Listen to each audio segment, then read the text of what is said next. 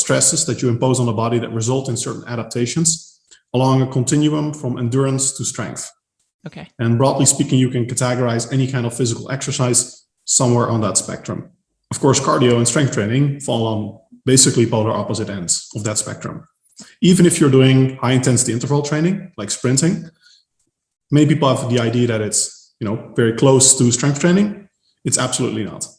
If you want to train like a sprinter, then you should train like an actual sprinter, which means you're sprinting for like 10 seconds and then you're resting for 5 minutes. Most people think of Tabata protocols, like 20-second sprinting and then 10-second rest, as training like a sprinter. But Olympic sprinters, short distance sprinters, because the long distance sprinters don't really have the physiques that most people aspire to, is a very different ballpark.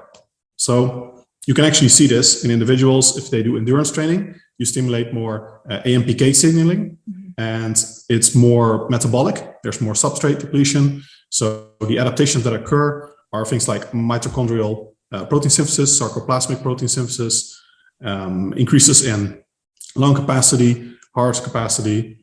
And if you do strength training, the focus is a lot more on muscle hypertrophy. The muscle gets bigger. There's an increase in strength. There are adaptations in the nervous system that increase the amount of force the body or the muscles can produce, even relative to their size. So these adaptations, when you try to put both of the body, you have both of these stresses on the body at the same time, the body essentially has to prioritize. It cannot do both at the same time. So a very crude analogy is that you can think of it as a garden hose. And with endurance training, you're basically telling it, you need to be more conservative with energy. You need a very long, sustained, slow output of water. And with strength training, you're saying, okay, we need to output as much water as we possibly can. So we need a big hose.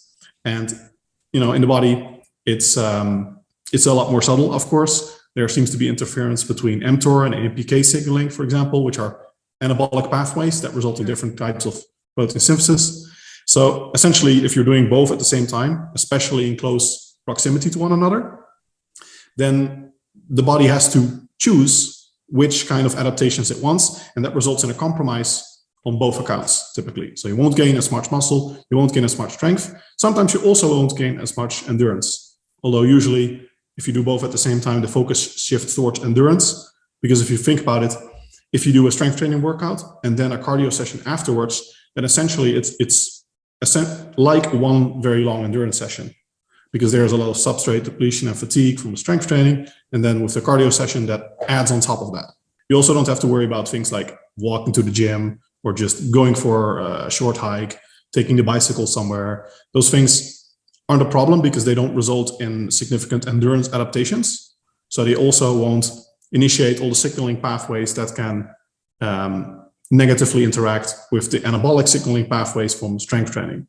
Okay. So it's really for endurance training. Even mild cardio is not necessarily a problem, but on the other hand, it's also not really needed. Like there's nothing cardio does that you cannot also do with strength training, unless you're specifically interested in endurance training. Because of course, if you want to run a marathon, you need to run. You can't just go to the gym and squat.